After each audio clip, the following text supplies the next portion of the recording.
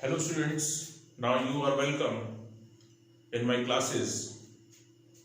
हम यहाँ पर बात कर रहे थे कूलॉम्स लॉ की। इससे पहले भी हमने लेक्चर 1 में कुछ प्रॉब्लम डिस्कस की थी। अब कूलॉम्स लॉ के रिलेटेड प्रॉब्लम हम दूसरे लेक्चर में डिस्कस कर रहे हैं और आपके सामने प्रॉब्लम है two similar equally charged identical metal spheres A and B repel each other with a force of 2 into 10 to the power minus 5 Newton. यानी दो मेटल स्फीयर हैं A और B, उन पे चार्ज की और आइडेंटिकल है और उन पर चार्ज की वैल्यू सेम है और एक दूसरे को रेपल कर रहे हैं कितने फोर्स से 2 into 10 to the power minus 5 Newton. Now a third identical uncharged sphere C, एक तीसरा बिल्कुल identical C is touched to A, then placed at the midpoint of A and B. Midpoint of A and B. Calculate the net electrostatic force on C. हमें C पर net electrostatic force calculate करना है। देखिए है क्या, ये sphere A है,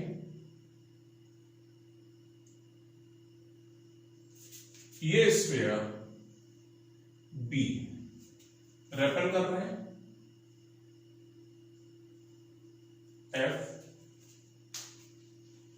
ये रेपल। तो रिपल्सिव फोर्स कितना है, कैसे निकालोगे? डिस्टेंस हम मान लेते हैं इन दोनों के बीच कितना है R, और इक्वली चार्ज है Q मान लिया, इस पे भी Q। तो F इज इक्वल टू आएगा K Q into Q upon R square. मैं बता दूं आपको, मैंने सिंपल के लिखा है, ये के है क्या, this is 1 upon 4 pi epsilon naught. बार बार कहां लिखूं, इसे के लिख दिया है, कितनी वैल्यू को 1 अपॉन 4 पाई एप्सिलॉन नॉट को। F is equal to K Q square upon R square, और ये वैल्यू हमें डायरेक्ट मालूम है कितनी है, 2 into 10 to the power minus 5 newton. इसे आप चाहो तो इक्वेशन 1 कह सकते हो। ये रहा आपके पास कितना फोर्स लग रहा है, इसका फार्मूला ये है और इतनी वैल्यू क्वेश्चन में दे रखी थी। अब क्वेश्चन क्या कहता है कि एक तीसरा आइडेंटिकल अनचार्ज, तो कोई चार्ज पहले से नहीं है, C A से टच किया जाता है,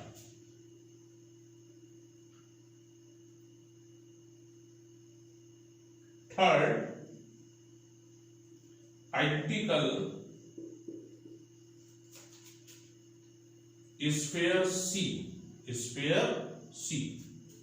is touched with A, is touched with A। अब आपको यहां पे बात समझने वाली है, जब हम दो चार्ज बॉडी या एक चार्ज और एक अनचार्ज कंडक्टर को टच करते हैं तो चार्ज फ्लो होता है। कब तक? जब तक उसके पोटेंशियल्स इक्वल ना हो जाए। अब मैं कूलॉम्स लॉ को यहां पर बात कर रहा हूं, तो पोटेंशियल की बात केवल इतना समझ लो यहां पर, क्योंकि जब आगे आएगा पोटेंशियल तो वहां पर डिस्कस करेंगे। अगर ये कंडक्टर्स सेम साइज के हैं तो दोनों पर चार्ज बराबर आएगा, और कितना आएगा, दोनों के इनिशियल चार्ज के एडिशन का बाई 2। यानी कि third identical sphere C is touched with A, then Q A dash बराबर Q B डैश,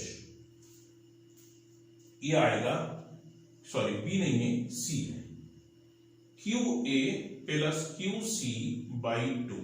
ये तभी लगा सकते हो जब आइडेंटिकल, ध्यान रखिए नहीं तो यहां पर लिखना पड़ जाएगा आपको these two are identical। यहां क्या लिखोगे? these two are identical। Identical होने पर क्या मतलब होता है? पोटेंशियल सेम होने पर चार्ज की वैल्यू भी सेम होगी। मैंने क्या कहा? पोटेंशियल सेम होने पर चार्ज की वैल्यू भी सेम होगी अगर वो आइडेंटिकल है। दिमाग में रखना, अगर आइडेंटिकल नहीं है, एक छोटा और बड़ा है, तो फिर पोटेंशियल सेम होने पर चार्ज की वैल्यू सेम नहीं होगी। उसको हम थोड़ा अलग से डिस्कस कर लेंगे। फिलहाल यहां आइडेंटिकल है तो ये दोनों के एडिशन बाई 2 आएगा। ये आ जाएगा, कितना था? Q था। ये क्या था? C अनचार्ज था, बाई 2 कितना आया? Q by 2। यानी कि अब A पर कितना हो गया? Q by 2। C पर कितना है? Q by 2। लेकिन B पर उतना ही है, B पर चार्ज उतना ही है। अब आप देखिए, एक डायग्राम अगर आप चाहें तो और बना सकते हैं। ये A, ये आपका B, इस पर चार्ज कितना है? Q by 2। इस पर कितना है? Q। और बीच में आपने डिस्टेंस कितना है? R। इसके बीच में एक थर्ड रख दिया आइडेंटिकल, कौन? C। उस पर कितना है? Q by 2। कितना रखा? C है जिस पर हमने कितना रख दिया? Q by 2। तो डिस्टेंस कितना हो गया? R by 2। ये डिस्टेंस कितना हो गया? R by 2। अब जरा C पर फोर्स समझिए कैसे लगेगा। C पर फोर्स लगेगा due to A, due to A। तो FCA नेचर सेम है, कैसा लगेगा? रिपल्सिव। क्या लिख रहा हूं? FCA। B के कारण C पर कितना लगेगा? इसे लिख रहा हूं मैं FCB। तो force on C due to A, force on C due to A कैसे निकालेंगे आप? Constant Q by 2, Q by 2 upon R by 2 का स्क्वायर। FCA कितना आएगा? आप सिंप्लीफाई करेंगे तो Q square upon R square, यही आएगा। और इसका डायरेक्शन क्या है? ध्यान से देखें, C पर A के कारण, दिस इज, यहां लिख रहा हूं अलोंग AB। ये फोर्स कैसा लग रहा है डायरेक्शन में? Along AB। ठीक। अगर आप वैल्यूज की लिखना चाहो तो शायद हमारे पास K Q square upon R square आ चुका है, इसे चाहे बाद में रख देंगे या अभी भी रख सकते हैं, वो आपकी मर्जी है, आप कैसे सॉल्व करते हैं। Now force on C due to B, C पर B के कारण K कांस्टेंट, कौन कांस्टेंट? ये वाला कांस्टेंट। और चार्ज Q बाई 2, B पर चार्ज Q, डिस्टेंस कितना है? R बाई 2 का स्क्वायर। ये आपके पास क्या आ गया?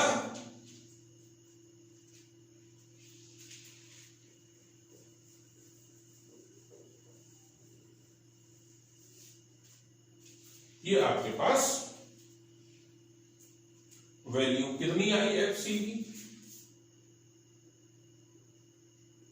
FCB आपके पास आएगा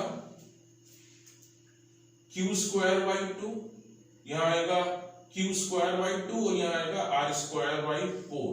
यह आएगा आपके पास 2K Q square upon R square. और इसका डायरेक्शन क्या होगा? Along BA। अब C पर दो फोर्स लग रहे हैं, एक FCA और एक FCB। तो नेट फोर्स ऑन C कितना आएगा? Net force on C FC आएगा। अब इनमें से जो वेक्टर क्वांटिटी और अपोजिट डायरेक्शन में, तो आप ऐसा करो, ग्रेटर वैल्यू में से स्मॉल वैल्यू माइनस का मतलब सब्ट्रैक्ट कर दो तो कितना होगा F C B minus F C A, ये आ जाएगा आपके पास के 2k Q square upon R square minus K Q square upon R square. और डायरेक्शन क्या होगा, डायरेक्शन वही होगा जो ग्रेटर मैग्नीट्यूड वाले फोर्स का है, जिसमें ग्रेटर मैग्नीट्यूड वाला फोर्स कौन सा है, एफ सी। तो कितना आया ये, F C is equal to K Q square upon R square. ये आपको पता है from equation 1, F C is equal to 2 into 10 to the power -5 newton. Direction क्या हुआ, B2A, B2A मतलब ये अलोंग BA। डायरेक्शन क्या हुआ, B2A। ये रहा आपके पास आंसर। इस तरीके से होगा ये क्वेश्चन, और आप इसको नोट भी कर सकते हैं, आप प्रैक्टिस कर सकते हैं। ये बोर्ड में आया हुआ क्वेश्चन है, बिल्कुल एकदम आपको मिलेगा 3 मार्क्स में मिलेगा इस टाइप का क्वेश्चन, तो इसे आसानी से आप सॉल्व कर सकते हैं। तो मेरी रिक्वेस्ट है आपसे, रिवाइज करिए और इसको आप एक स्टेप, आप स्टेप लिखते समय कम कर सकते हैं। मैं समझा रहा होता हूं तो मैं स्टेप यहाँ पर कुछ ज्यादा लिखता हूं कि आपको एकदम सही से समझ में आए, और जब आप सॉल्व करें तो आप अपने लेवल पर कुछ स्टेप डायरेक्ट भी कर सकते हैं यहाँ पर, उसमें कोई दिक्कत नहीं है। Question is 2 similar balls each having mass small m and charge q are hung from a silk thread of length L. Prove that equilibrium separation is x is equal to q square L 2 pi epsilon naught mg, where each thread makes a small angle theta with the vertical. देखिएगा ये कह रहा है कि 2 similar ball each mass m, यानी कि ये है और एक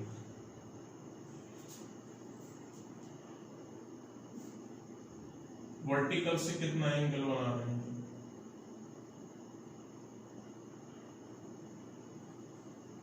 ये कितना है, थीटा है।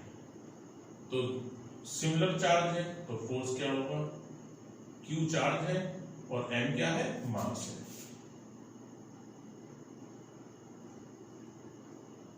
फोर्स। अब यहां पर अगर हम बात करें, थोड़ा सा आप इस तरीके से बना लीजिए। अगर हम यहां पर बात करें तो मास m है, इसका mg की तरफ काम करना होगा। अगर mg के यहां पर ये लेंथ कितनी है, मास mg है, फोर्स ये है,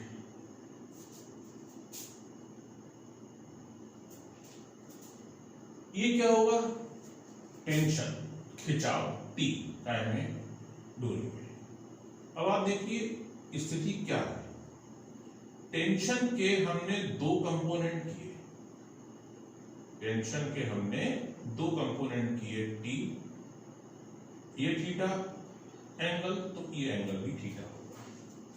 ये कंपोनेंट होगा T cos थीटा और ये कंपोनेंट होगा T sin थीटा। यहां पर जो F है वो किससे बैलेंस होगा,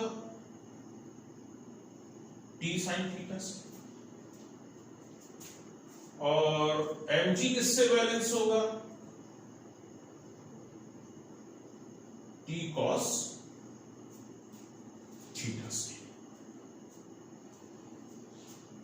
अब भाई सीधी बात है, ना तो इधर जा रहा है ना इधर जा रहा है। आप फिर से देखिएगा इस डोरी में खिंचाव कितना है, T, ये एंगल थीटा, तो ये भी एंगल थीटा होगा। तो टेंशन T। अब यहाँ पर आप टेंशन माने खिंचाव एक वेक्टर क्वांटिटी है। अगर बच्चों आपको ये दो कंपोनेंट करना, फिर से देख लो, अलग से दिखा रहा हूं, ये टेंशन डोरी में खिंचाव, इस एंड पर ये खिंचाव लगेगा, ये एंगल कितना बना, थीटा बना था। तो इसके दो कंपोनेंट कर दिए, इसे भूल जाइए, इसके बदले आप दो फोर्स मान लीजिए, ये T साइन थीटा और ये T कॉस थीटा। ये थोड़ा सा आपको माइक्रोस्कोपिक फॉर्म में हम आपको दिखा रहे हैं, और कुछ नहीं है अलग से। अगर यहाँ पर थोड़ी सी आपको देखने में तकलीफ हो रही है तो उस चीज को दिखाया है। अगर ये दो टू म्यूचुअल परपेंडिकुलर कंपोनेंट करने में कोई दिक्कत हो रही है तो मेरी आप लोगों से रिक्वेस्ट है, वेक्टर का लेक्चर नंबर 3 और 4 देखिएगा, उसमें टू म्यूचुअल परपेंडिकुलर कंपोनेंट और 3 म्यूचुअल परपेंडिकुलर कंपोनेंट्स के बारे में मैंने पूरा डिस्कस किया है। तो आप कैसे देख सकते हैं, आप मेरे इसमें प्लेलिस्ट में जाइएगा और क्लास 11 वेक्टर्स में देखिएगा 3 और 4, तो आपको मिल जाएगा टू म्यूचुअल परपेंडिकुलर कंपोनेंट। फिलहाल P तो हमें चाहिए नहीं, डिवाइड मार दिए, F अपॉन mg आएगा T sine theta upon T cos theta, T sine theta upon T cos theta. T से T cancel, F upon mg is equal to tan theta. अब tan थीटा कितना होगा, अब मेरा separation देखिए कितना दिया था उसने, मैं फिर से बना देता हूं सेपरेशन दिया था x, देख लीजिए x सेपरेशन की बात कर रहा था, तो ये हिस्सा कितना होगा आधा, दिस इज xy2, xy2 कितना होगा, यहां से लेकर यहां तक कितना होगा xy2। अब इस ट्रायंगल में देखिए ये थीटा, तो कैसे आप यहां पर ये वैल्यू लगाओगे या ये लगाओगे, इसको समझ लीजिए। यहां पर एक मैथ्स लगाएंगे और ये एक जगह नहीं कई जगह लगेगी। अब एक मैथ्स हम यहां पर बात कर रहे हैं, जिसे मैं बाद में हटा दूंगा, आप इसे नोटिस में ला सकते हो। और एक बार नहीं, ये फिजिक्स में कम से कम कुछ नहीं तो आप 30-35 टाइम्स आप इसे यूज करेंगे। क्या, इफ एंगल थीटा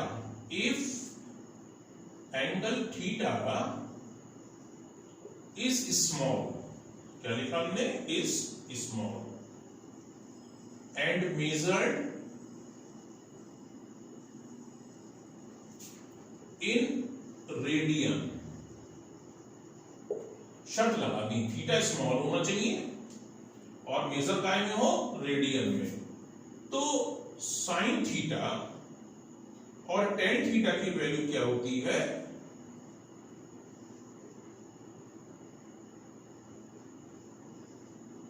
बराबर होती है लगभग, ठीक है, और उसे थीटा लिखा जा सकता है, या आप कह सकते हो साइन थीटा, या इसे आप लिख सकते हो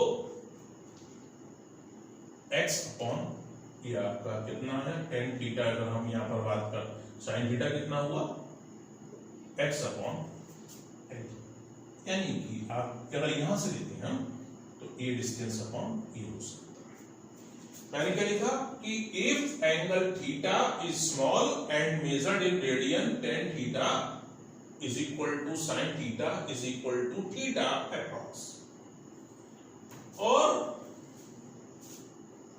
कॉस थीटा कितना लिया जा सकता है, कॉस थीटा 1 लिया जा सकता है। अब आपके दिमाग में आ रहा होगा यार कहां तक याद रखें, और ऐसा बार बार सर फिजिक्स में पढ़ाते हुए कह देते हैं, कभी थीटा स्मॉल तो इतना रख दो, कभी थीटा ग्रेटर है तो ये कर दो। नहीं, सबके पीछे कोई ना कोई टेक्निकल रीजन होता है। अब ये याद रखना, आप इसे नोट कर लीजिएगा कि ये याद रखना एक बार नहीं, आप कई बार यूज करोगे। क्यों, वो भी आप देख लीजिए। इसे हटाता हूं,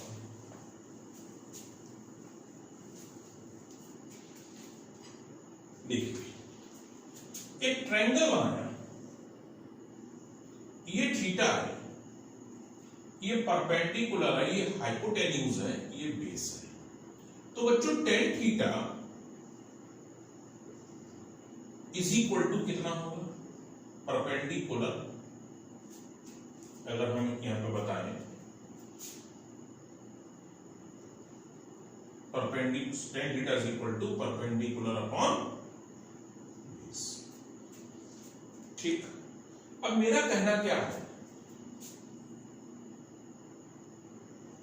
जैसे जैसे एंगल छोटा करोगे ये, तो हाइपोटेन्यूज और बेस जो है, ये एंगल हमने कम कर दिया, समझिएगा। इस एंगल को कम करोगे तो हाइपोटेन्यूज और बेस लगभग बराबर होने लगेंगे, और लगभग बराबर होने लगेंगे तो फिर ये आर्क का काम करना शुरू कर देगा, ये चीज आर्क, और एंगल बराबर होता है arc upon radius, arc upon radius. तो आप चाहे ये कंसीडर करिए चाहे ये करिए, तो यहां पर थीटा बराबर क्या लिखा सकता है? ये वैल्यू अपॉन ये वैल्यू, और अगर थीटा छोटा है तो टेन थीटा बराबर क्या लिखोगे? ये अपॉन ये। तो इसमें यहां पर P upon B approximately use किया सकता है। तो टेन थीटा बराबर कितना आ गया? थीटा। इसी तरीके से समझिए साइन थीटा। साइन थीटा कितना होता है? Perpendicular upon hypotenuse. देखिएगा, ये राइट एंगल ट्रायंगल है, ये थीटा है, परपेंडिकुलर अपॉन हाइपोटेन्यूज। अगर आप बहुत छोटे बात करोगे तो ये हाइपोटेन्यूज और बेस बराबर होने लगेंगे। बेस बराबर होंगे तो ये डिस्टेंस आप आर्क मान सकते हो। तो दो अप्रोच हो गई यहाँ पे। ठीक, अगर ये थीटा है, ये अपॉन ये, जिससे आप कह रहे हो साइन थीटा, और ये अपॉन आर्क अपॉन रेडियस भी काम करेगी, तो फिर साइन थीटा बराबर क्या आएगा? थीटा आएगा। तो दोनों को एक सा लिख दिया हमने। क्या लिख दिया? साइन थीटा बराबर टेन थीटा बराबर थीटा। ये तभी संभव है जब थीटा बहुत छोटा हो और आप रेडियन में मेजर कर रहे हैं। फिलहाल अब हम बात करते हैं यहां पर आपसे कि कॉस थीटा, भाई थीटा छोटा हो रहा है तो जीरो के आसपास आ रहा है, तो कॉस जीरो की वैल्यू आसपास कितनी होती है? तो ये अप्रोक्सीमेशन की बात है जो हम यहां यूज कर सकते हैं, क्योंकि क्वेश्चन ने क्या अब से हटा है, ये हटा दिए। अब क्वेश्चन पे आ जाते हैं, जहां पे था वहीं पर आ जाते हैं कि where each thread makes an small angle theta with the vertical. Given क्या है आपको? गिवन है थीटा इज स्मॉल या वेरी स्मॉल। तो थीटा बराबर टेन थीटा बराबर क्या हो गया? साइन थीटा, और sine theta is equal to कितना हो गया? X upon L. या पूरा लिखना चाहो थीटा बराबर एक्स अपॉन एल, ये भी एक्स अपॉन एल नहीं है बच्चों, एक्स वाई टू है यहाँ पे। तो फिर हम इस वैल्यू को रख देते हैं, F upon M G X by two upon L. F कितना होगा भाई? 1 अपॉन, या एफ अपॉन एम जी बाद में रख देंगे, एक्स अपॉन 2l। एक्स बराबर कितना आ गया भाई? 2fl upon M G, 2fl upon M G.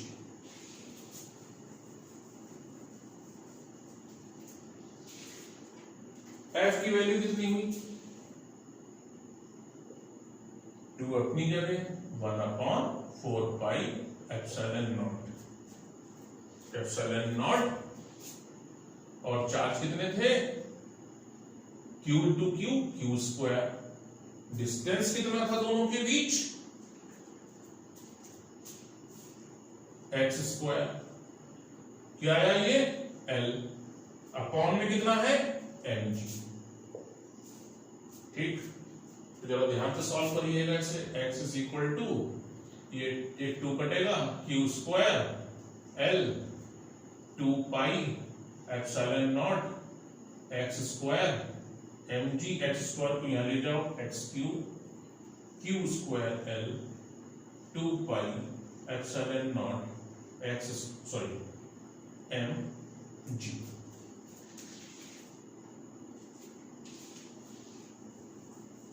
तो कितना आया अभी? x is equal to Q square L 2 pi epsilon naught M G की। और यहाँ मैं क्वेश्चन में शायद ये लिखना भूल गया, इसे सही कर देता हूँ। 12/3 ये रहा बच्चों आंसर। इस तरीके से ये क्वेश्चन किया जाएगा। और मेरे यहाँ पर स्टेप ज्यादा लिखे हुए हैं, आप इसमें से 2-3 स्टेप कम कर सकते हो, लेकिन बात यहाँ पर सॉल्यूशन करने की नहीं है। यहाँ पर है अपनी बात को समझाना कि ये क्वेश्चन क्या था और इसका सॉल्यूशन क्या होगा। तो उम्मीद करता हूं कि आपको क्वेश्चन समझ में आए होंगे। नेक्स्ट लेक्चर आपको मैं और डिस्कस करूंगा नेक्स्ट लेक्चर में प्रॉब्लम्स। अगर आपने चैनल सब्सक्राइब नहीं किया है तो please subscribe the channel, share कर दीजिए इसे और लाइक जरूर करिए।